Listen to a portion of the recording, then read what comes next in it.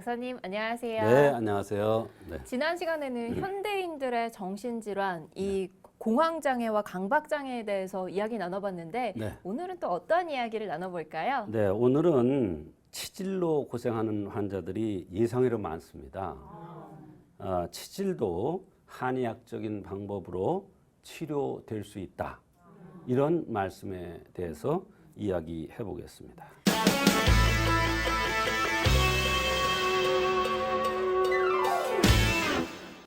이 허리 디스크부터 관절까지 수술이 꼭 필요하다고 생각했는데 네. 알고 보면은 수술 없이도 치료가 가능한 사례들을 많이 알려주셨잖아요. 그렇습니다. 그런데 이 치질도 수술이 필요한 질환이 아닌가 싶은 생각이 드는데 네. 수술 없이도 치료가 가능한가요? 그렇습니다.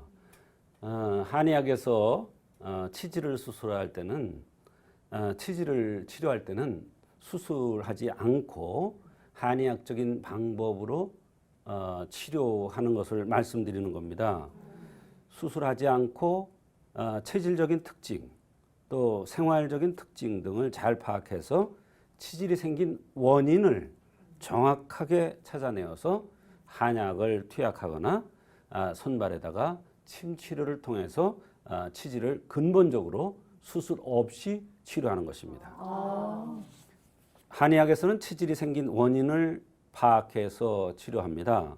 수술하지 않고 체질적인 특징 또 생활적인 특징 등을 잘 파악해서 치질이 생긴 원인을 정확하게 찾아내 한약을 투약하거나 손발에 침 치료를 해서 치질을 근본적으로 치료하는 것입니다. 치질을 수술하는 것도 하나의 방법이지만 한의학으로 치료가 잘 이루어진다면 수술요법보다도 간단한 합리적인 치료가 될 수도 있습니다.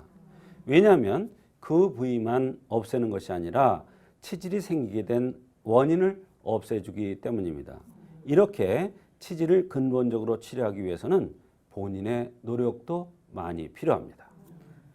이 치질을 근본적으로 치료하기 위해서는 본인의 노력이 필요하다고 하셨는데 네. 어떤 노력이 필요한가요? 네, 치질에는 나쁜 여러 가지들이 있습니다. 첫째는 제일 나쁜 게 스트레스입니다. 스트레스에서 치질이 온다는 거 아마 잘 모르는 사람들 많을 거예요. 또 술과 성생활입니다. 술 마시고 성생활하는 것이 치질의 대단히 많은 원인 중에 하나입니다. 그 다음에 과로입니다. 그 다음에 음식 중에는 닭고기가 그렇게 좋지가 않습니다. 그 다음에 바람, 풍도 원인이고요. 딱딱한 거, 찬 거, 날 거, 성질이 찬 약, 국수, 5가지 매운 것, 몹시 연락에 넣은 음식 이런 것을 포함하면 치질이 자꾸 재발한다고 그랬어요. 치질의 근본 원인은 찬 것이므로 냉한 것을 먹어서는 안 됩니다. 메밀국수도 별로 좋지 않습니다. 생각보다 굉장히 생소한 주의사항들이 많아요. 네. 특히 찬 음식이라든지 성생활이 치질의 주요 원인이라는 게 조금 놀라운데 네. 이 말씀하신 것처럼 치질이 생기게 된 원인을 찾아서 치료하는 게 한의학적 방식이라면은 네. 이 한의학에서 치질의 종류를 다양한 방식으로 나눌 것 같아요. 그렇습니다. 한의학에서는 이제 치질을 여러 가지로 나눕니다. 현대의학에서는 이제 외치냐, 내치냐, 또는 치루냐 이런 식으로 나누지만 한의학에는 조금 다릅니다. 그 한의학에서는 첫째 맥치가 있습니다.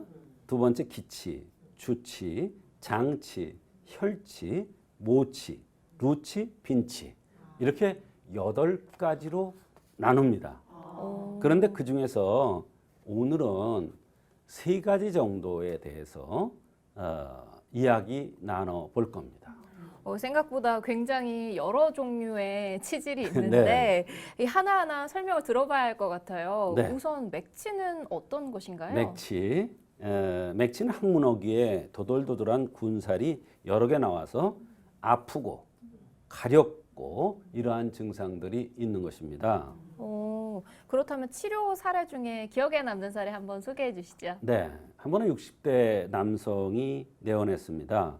평소에 일이 많아서 피곤이 많이 누적된 상태랍니다. 무더운데 여행을 다녀와서 벼랑간 항문이 아프면서 항문에 대추씨 같은 것이 붉어져 나왔는데 딱딱하고 피가 나오면서 똥물 같은 것이 같이 나온다는 것입니다. 속옷마다 나쁜 피고름 같은 것이 묻어서 당황스럽다고 했습니다. 저런. 겉에 바르는 약을 사다 발라도 더욱 나쁜 물이 나와서 하루에도 여러 번 속옷을 갈아입어야 할 정도였습니다. 그렇게 갈아입어도 겉옷까지 묻어날까 봐 외출이 두려울 정도라고 했습니다. 수술은 싫고 어느 분이 본원에서 치질을 한의학적으로 치료했는데 전혀 불편 없이 지내고 있다고 해서 수술하지 않고 치료하기 위해서 내원해왔다는 것입니다. 이분 같은 경우는 주변에서 수술하지 않고 치료가 된 분이 계셔서 내원하신 경우군요. 네, 그렇습니다. 그렇다면 이분은 어떻게 치료가 됐나요? 네, 이분은 음주와 술, 성생활 등 일반 생활에서는 치질이 생길 가능성이 없는 사람이었는데요. 이상에서 혹시 타박상을 당한 적이 있는지 물으니 얼마 전에 심하게 주저앉아서 허리를 몹시 다친 적이 있는데 치질이 솟아나면서 어찌된 일인지 허리가 아픈 게 사라졌다는 것입니다.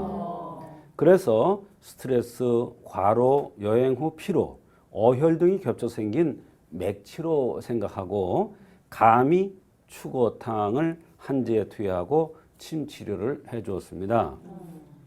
7일을 치료했는데 그래도 조금씩 편해지긴 했는데 나쁜 구준물이 계속 조금씩 나온다고 했습니다. 이 물은 사실은 다 필요 없는 거기 때문에 나와야 몸이 깨끗해지는 것입니다. 항문에서 나오는 것이 덜 나와야 하는데 치료 중에도 출근해서 속옷을 여러 번 갈아입어야 한다는 것이죠.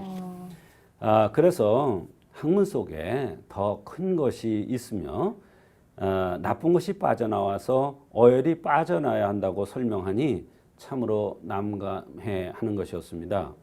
그러나 이 어혈이 빠져나오지 않으면 나중에 나쁜 큰 병이 된다고 설명하니 열심히 치료를 받았습니다. 드디어 10일 정도 되니 차츰 나쁜 물이 줄어들면서 아픈 것도 많이 줄어들었다고 했습니다. 이게 이분 같은 경우에는 안 좋은 것들이 빠져나가면서 어혈이 나가야 치료가 잘 됐을 텐데 이게 제때되지 않아서 굉장히 힘드셨던 경우네요. 그렇습니다. 이 제때 올바른 치료가 이루어지지 않으면은 더 악화될 수도 있겠어요. 그러면 큰 병으로 악화될 수가 있는 것이죠. 이 병은 오래되면 항문에서 악취가 나면서 구준물이 나는 경우도 있습니다. 이분한테는 그 한약 중에 꿀이 들어갑니다. 이때 꿀은 중요한 역할을 합니다. 바로 장이 썩어 들어가는 것을 치료해 주는 역할을 하는 것이 바로 꿀입니다. 네. 말하자면 이 병은 오래되면 항문에서 시작해서 썩어 들어가서 큰 병이 될 수 있는 것입니다. 이것을 치료하는 것이 바로 꿀입니다. 이러한 맥치는 완벽하게 치료를 해줘야 합니다. 그렇지 않으면 나쁜 병으로 악화될 수 있기 때문입니다. 맥치는 마른 사람보다도 뚱뚱하고 살이 찌기 쉬우며 식탐이 많은 체질들한테 잘 나타나는 병입니다. 말하자면 너무 과식하는 체질인 양명형들의 많은 병입니다. 이런 사람들은 썩는 병이 잘 생기죠. 목 뒤에 혹이 잘 생기고 뾰루지가 잘 나기도 합니다. 이런 사람들은 입으로 많이 먹어서 오는 병들이 잘 생기는데 그 중에 하나가 맥치입니다. 이분은 추고탕을 5제를 복용하고 침치료를 한 뒤에 맥치가 치료되어서 건강하게 잘 지내고 있답니다.